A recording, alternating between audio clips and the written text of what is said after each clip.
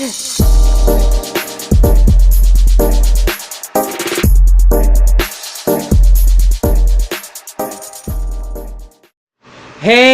what's up everybody? This is your boy Kenny, and this is Queen Sugar Season 3, Episode 11, and the name of this episode is Your Passages Have Been Paid.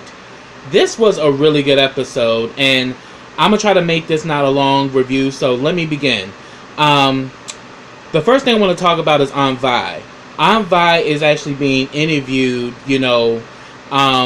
which is actually going to give her even more more exposure for her business. And we see that what the interviewer wants to do is actually, she wants to do video of her working on the, her working, in the kitchen, making the pies. And then she wants to do a one-on-one with her. And we see in this scene that, and I was so happy for this because it's showing, Vi is actually getting the notoriety and also given the platform that she deserves. So when it came down to her doing the personal interview, the interviewer was definitely asking about her recipes about that lemon crust pie, and she was like, "Oh no, I ain't giving you that, but I'll give you a pie." And of course, she asked, what actually, what makes you so, what makes you perseverant? Where does your perseverance come from? She didn't mention lupus, which I'm not surprised because Vi is old school. Like, certain things you just don't talk about, and that's the reason why she went off on Nova the last episode, because certain things you keep in house. I mean, even though it's a new age where, the more open you become, the better off you will be and the more freer you will be. But Vi is old school, so she didn't talk about her lupus or anything, but she said that, she said one of the things that makes her so perseverant is because, it's giving other people opportunity. And the thing that I loved is that she brought her assistant Rhonda, sat her right next to her, and let her be a part of the interview too. And Rhonda said that, Vi took a chance on me when nobody did, and I'm very grateful to her because it's made me a better person and it's made me want more for myself. So that is how true entrepreneurship is. You create a platform and you bring others up with you. Fuck that crab in the barrel mentality bullshit, because it's what's killing us as a people, and it's what's killing us as a community as well, where we feel that we have to pull people down in order for us to win. Vi is a prime example that you don't have to sink others you don't have to sink others to be successful. You can actually pull people up, and it's not taking anything from you. If anything, it makes you greater because you're helping somebody else reach their full potential. So I thought that was beautiful. Let's see. Next, I want to talk about Nova. Nova is getting her hair done, and she's getting, these texts from, I think, the editor, and she sees that she's getting some bad reviews from the latest essay that she wrote. And if, we see that she ends up meeting up with Sierra, a friend of hers that she went to college with, and Sierra just lets her know that, look, you're talking about Ernest, you talking about Charlie, about Ralph Angel, about Vi, but what about you? What's your story? You have a lot to offer, and you definitely have a lot to share. The readers want to hear about you, Nova Bordelon. So we see that they also have the discussion about when they were in college, they led this big protest, because there were some white kids who were wearing sheets and doing all kind of, pretty much, some racial antics towards the students, and she led a major protest, on campus. So she was saying that, yeah, those were some good days, but she was saying that, yeah, at the time I was shaking in my boots though, but I knew I had to say something. And she says that, yeah, that's what you need to share. You need to share stories about you and how things have affected you. And we think that that's important. You know, that the readers get to hear what you have to say and about your experiences. Because that is what's going to make them gravitate to you. Not just you talking about your family, but also talking about yourself. So I thought that was beautiful because it definitely goes to play later on. And adding to that, I'm gonna get back to Nova. Now I'm gonna talk about that damn Micah. Now Micah's at school. He's hanging out with the crew, and I finally got their names. The girl is Asha. The one that got locked up is Ant. The one with the afro is Malik, and then the other boy is KJ. They're talking. KJ lets them know that the cops been by my house. And the thing is, they wanted to question me, but my mother wasn't home, so I told them I couldn't talk to them. So he's like, I know my rights. And I'm like, yeah, smart, because at the end of the day, we all know that you're not allowed to talk to a minor unless there's a guardian present. So KJ knows his stuff. I mean, I didn't mean to say RJ, I meant KJ. So they're pretty much talking amongst themselves, and the next thing you know, we see Charlie showed up at the damn school. Now we see earlier in the episode, Charlie has a run-in with Vicky, who's her private investigator, and she kind of, tapped her on the shoulder and let her know that I got a friend in the police department, and Micah is a person of interest, which makes me think Ant's probably talking, and he's dropping people, because all of a sudden now they're visiting KJ's house, and then also Charlie gets word that Micah's a person of interest involving that whole fire at the plantation. So Charlie, as soon as she gets this word from Vicky, shows up at the school, and they let him know, yo, your mother's right there. They go out and she's talking to him, and she's asking him, I'm going to ask you this once, and you better not lie to me. Were you involved in what happened, at that fire at the plantation? And he was like, well, the thing is, it wasn't supposed to happen. It was an accident and all of that. And Charlie flips the hell out like, boy, are you crazy? You could go to jail for this. I mean, 1, trespassing, vandalism, and arson. So, of course, Charlie being protective is like really going after Micah like, boy, are you out your damn mind? How could you be so stupid? And he's like, oh, so you saying I'm stupid? She says, no, your actions are stupid because you know better. And he does. You know better. But we all know, and I kind of clocked this too, that within this whole scene, I had a feeling Davis is going to come back into the situation because Micah done got out of control, because next thing you know, he starts getting smart with Charlie. And Charlie lets him know, like, look, you need to stop hanging out with those kids. You are not to hang out with them again. It's over. You need to cut yourself off from them, and that's the end of it. He's like, man, that's bullshit. And she's like, excuse me? I know you done lost your damn mind talking to me like that. And he was saying that, look. And then she's trying to talk to him. This fool's on his phone. Now, granted, Charlie is a great mother. But trust me, Micah, if you had a different kind of black mother, you would have got the teeth slapped out of your mouth, and she would have broke that phone, because she trying to talk to you, you on your phone ignoring her. And she says, you need to go home, and after today, you go home and we gonna have a conversation, because this is not over. Because he says, I gotta meet with the farmers. And she was like, I ain't going home. I'm going to go see Aunt Nova. She says, you don't need to go see Aunt Nova. He's like, yes, I do. And I'm going to go see Aunt Nova because Aunt Nova listens to me, least of all you. And I was like, oh, Micah, you really feeling your shit right now when you damn near about to face time in prison because you decided to be with the wrong crowd. And you decided to become a follower instead of being a leader. Now, the thing is, you could have still hung out with them, but at the end of the day, there was another way to make a statement. Not going to the plantation and vandalizing the place and then burning down one of the shacks, which is a representation of, of our ancestors and where they came from. So, here it is, he thinking, he gonna go to Auntie Nova, and Nova was gonna take his side. Nova gave him that wake-up call like, bruh, good intentions, bad mode of operation. And he's saying, I want to make it right. I want to make it right. She says, so what you gonna do? You gonna turn yourself in and become one of the people that occupies the new jail that they're building?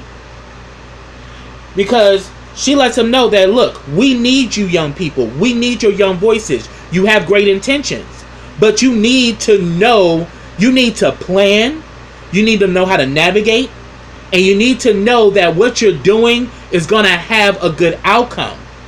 Because doing what you did, I understand it, but you just burnt a piece of history. You know, you actually did a disservice to the history rather than a service, because that's a marker to show where we've been and to where we are now.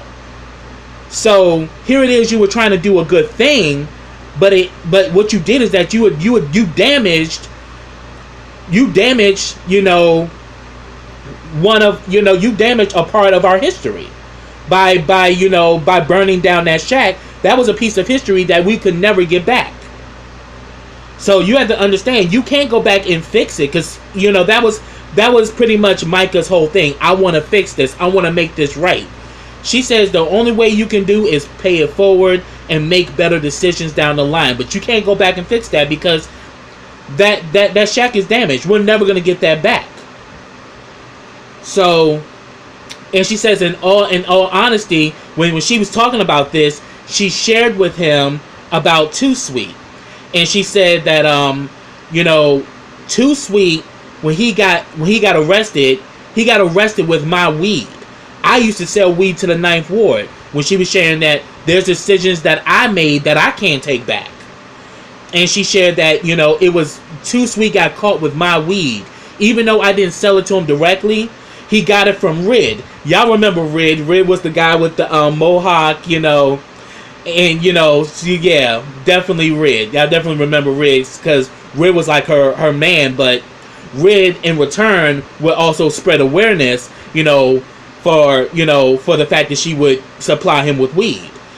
And Too Sweet bought the weed from Rid, and that's how Too Sweet got caught. But then she said that, just like you're trying to make things right, I realized that I had to do something for Too Sweet, because I owed him that. Because he wouldn't have been in jail if it wasn't for me.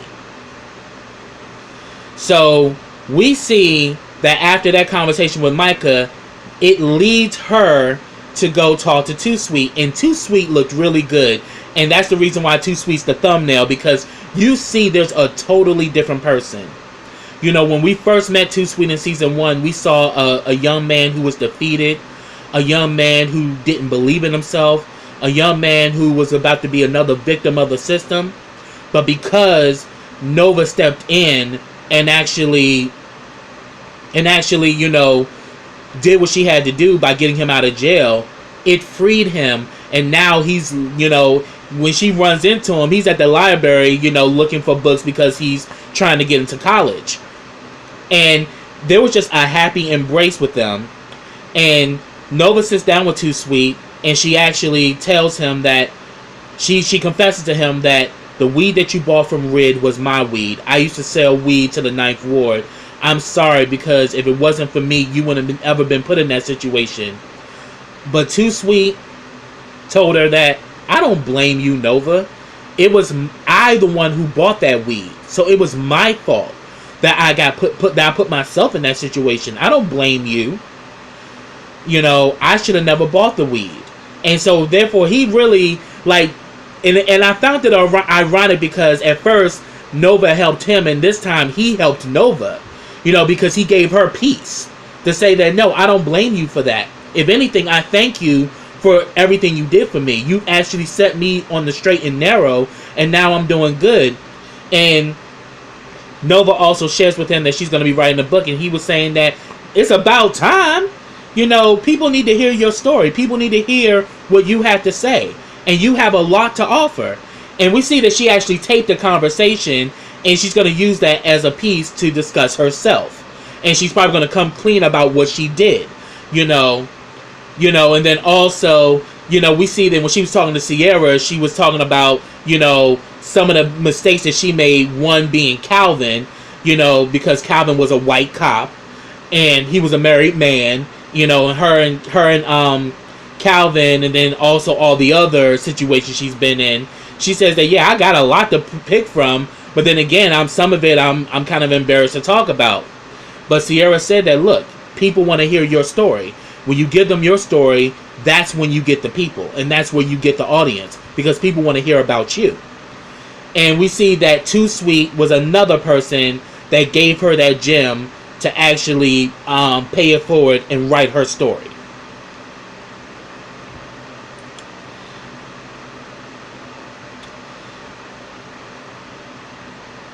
Okay, now I'm going to talk about Charlie. Now, Charlie, after that run-in with Micah, and like she had that look on her face that if they weren't on school ground, she probably would have whooped Micah's ass. And it would have been well deserved, because Micah, you knew better, and now you talking shit when you need to shut it down. So then we see that she goes to meet with the farmers, and they heard about the prison being built. At first she played it off as if like she didn't know what was going on, because at the end of the day she's pretty much made this alliance with Jacob's mother to try to take Sam Landry down. But she pretty much says that, yeah, I'm gonna look into this and I'll tell you. And but then she was saying that, yeah, they're gonna be like, who you think they're gonna be locking up in there? And then one of the farmers said that, yeah, my son has been in there ever since he was young, and took my boy away from me. And she's saying that, they build this prison on our, within our community. It's gonna rob all of our young people, of a means to live a good life, because they're gonna be trying to fill up the prison so they can make money. So Charlie now knows that the farmers now know about this whole prison being built, which is why she's, banking on taking down Sam Landry, and she's made an alliance with Jacob's mom. They're about to have, a meeting, and now she's going to be sitting in she's not going to be sitting in Colton's seat, because now she got those 10% shares. So they go into the damn meeting ready to think that they're going to get a vote in. Oh, Sam Landry already told her, oh, we voted 3 days ago. This jail is about to be built. It's over and done. And Charlie was pissed. Charlie was like, how the hell are you going to make this damn decision and we didn't even vote on the board? Well, he says, well, little do you know, Charlie, you were supposed to get a memo to let you know when to vote. You never got a memo, so your vote don't matter. And it is what it is. And then we see Jacob's mother completely kind of turns like, well, okay, well, I guess I'll be going back to my office. And I didn't know whether it's because she's coming up with a plan B, or she's saying that, oh, since he already voted in, oh, well, you on your own, bitch. And I was just like, yo, that is messed up if she just let Charlie hang on her own. But I have a good feeling Charlie may have something up her sleeve, because next we see that she has another meeting with the farmers at her house. And we see that while she's meeting with them, Micah comes in. Micah doesn't say 2 words to her. They just kind of look at each other. He goes upstairs, and we definitely see that. When I saw that, I was like, yeah, she's probably going to end up reaching out to his father, because a lot of this lashing out that Micah's doing is because of what his father did. And we see that in that scene when she's there with the farmers at her house, they're talking about, we're going to go to the Parishioners Council and we're going to discuss this. Like, look, we have rights. We're not going to let Sam Landry run over us no more. We're no longer going to take this lion down. We're going to fight for our land and fight for our right to farm our land. So it's like all good that, yeah, they all rallying and they really want to stick it to the Landrys this time around. But little do they know, she's been working with the Landrys, so that's going to be a conflict of interest, which I think is going to come out in the next episode, during that whole council meeting, where I think it's going to come out that, that Charlie's been working with the Landrys. But neither of them can judge her, because at the end of the day, didn't all of them go to the damn Landrys when he spread that damn rumor about the mill not working, and they all just left Charlie high and dry and ran over to the Landrys and like, you know, processed their cane with them versus with Queen Sugar. So at the end of the day, Charlie didn't betray them. Charlie got in to get intel of how to take them down. And that's Charlie's motive.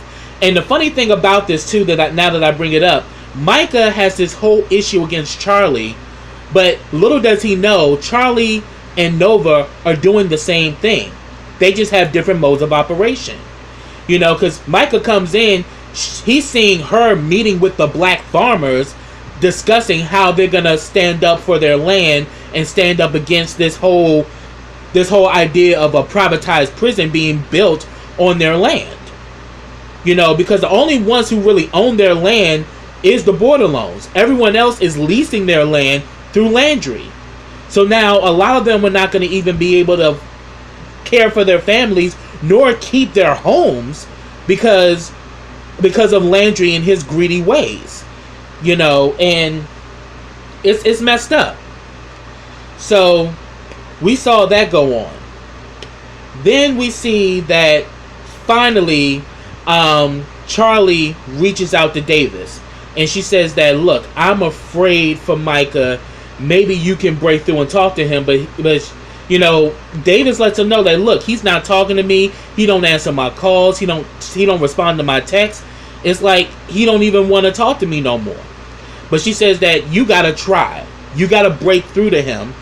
I mean, because in all honesty, the reason why he's lashing out is because of this shit you did. You know, and we actually see that what ends up happening, they sit down and they have a conversation, and there's a lot of tension between Micah and Davis. And Davis is like, you know, I know you don't want to talk to me. And Micah was like, man, nobody wants to talk to you. And now this situation, I was for him talking back to his father, because he was telling his father the truth. And he's like, look, I've made a lot of bad choices, and I'm seeing you doing the same thing. Don't end up like me. Micah was like, I'm trying to help my community. I'm doing everything to not be like you. But then this actually opens them up to have a conversation where, you know, Davis finally mans up and admits, I was selfish, I made bad decisions, and I didn't care of the people that were attached to me or the people that were around me. I was so into my own shit that I didn't care about how my decisions were affecting people, and for that I'm wrong, and for that I own it. But he's letting him know that, look. But then again, you know, Michael, after he said that, Michael was like, well, I'm just trying to make things right. I know what happened, but it was an accident. I'm just trying to make things right. And he says that, look, you can't go back and fix that. Take it from me. I can't get your mother back. You know, I can't put back that perfect family that we once had. I ruined that.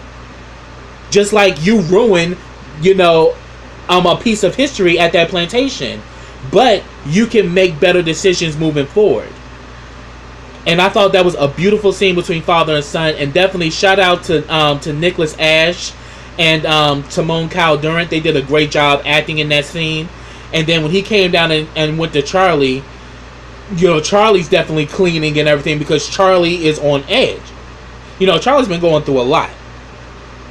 But we see in this scene, Davis actually, you know, holds her and they hug.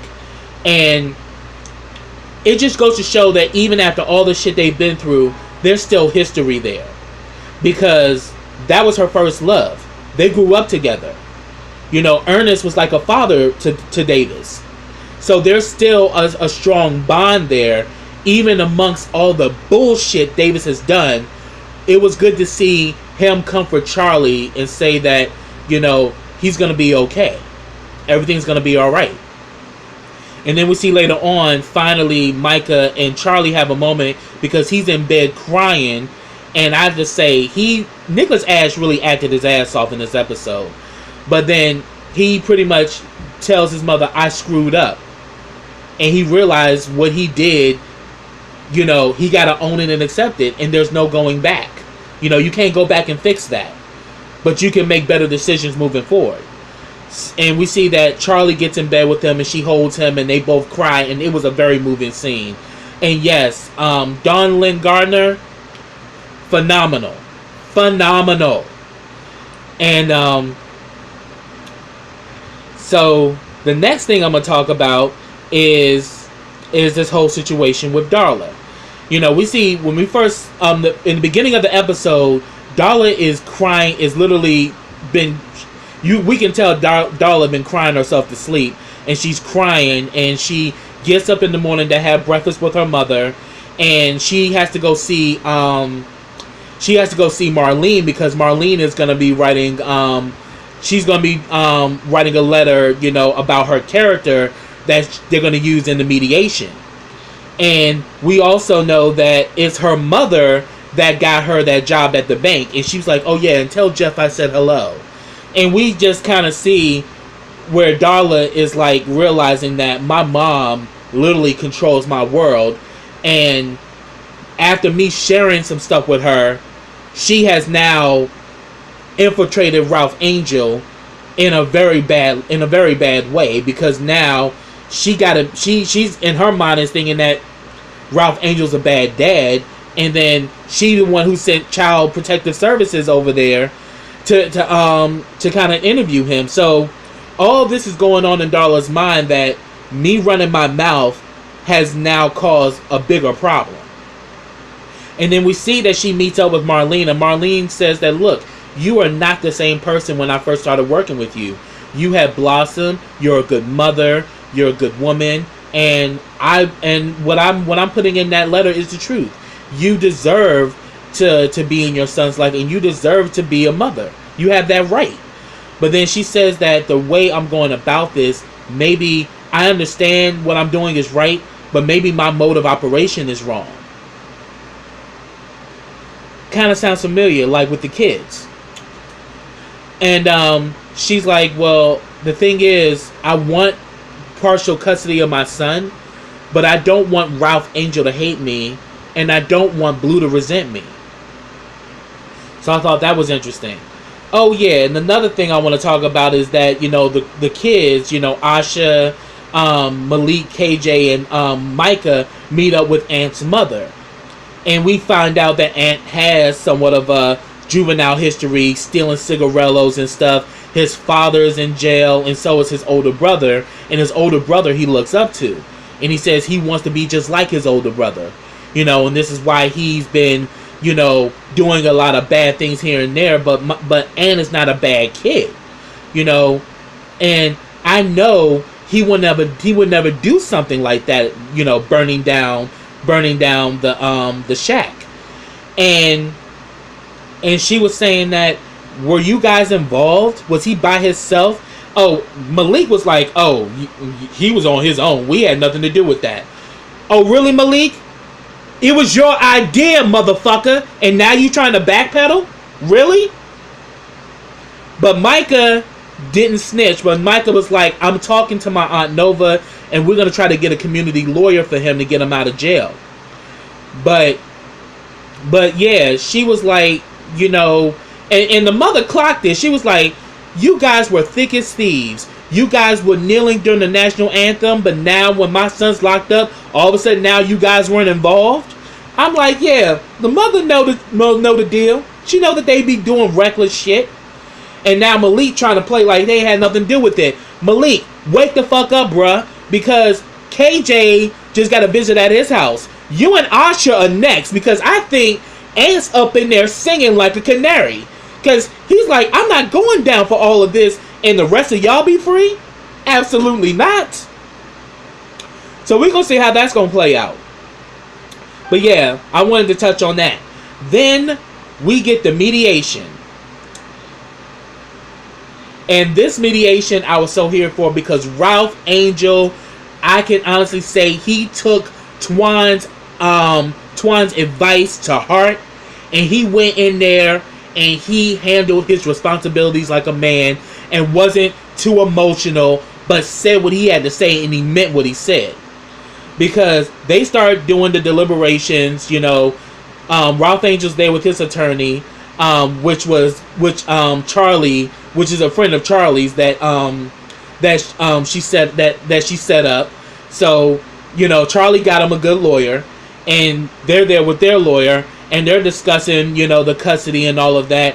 And their lawyer's like, well, we said 70-30, but obviously he didn't want to contest to that. And Ralph Angel's lawyer's like, of course not, because he's going for full custody. Oh, that pissed Dawn-Lyen off. And she's like, who the hell do you think you are to ask for full custody? You're not economically stable to raise Blue and all of this shit. And Ralph Angel said that I'm on the birth certificate. You can't just take him from me.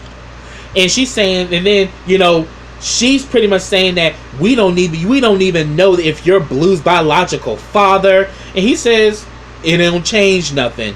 The same thing he said at the beginning of this season when he found out the truth about Blue's paternity. It don't change nothing. So, they go back and forth, and he's like, look, I've been there for that boy. Even after your daughter ripped my heart out, I've still been there to that boy, and I've never kept him from his mother. And he's saying that, look, what more do I have to prove? What more do I have to do? And she's saying that, you're not fit to be. She's like, and then, Dawn-Lyen is like, well, you're not fit to be a parent. And he was like, and she is? Like, yeah, boo-boo, your daughter's history ain't squeaky clean either. Both of their history is screwed up. And I'm like, yeah, both of y'all make, because, Ralph Angel was in prison, and Darla was out here, getting high and was screwing around, to get high. So they both were doing bad things. But then she starts talking about, oh, he got, felons working on his land and women and all that. I was like, Tren.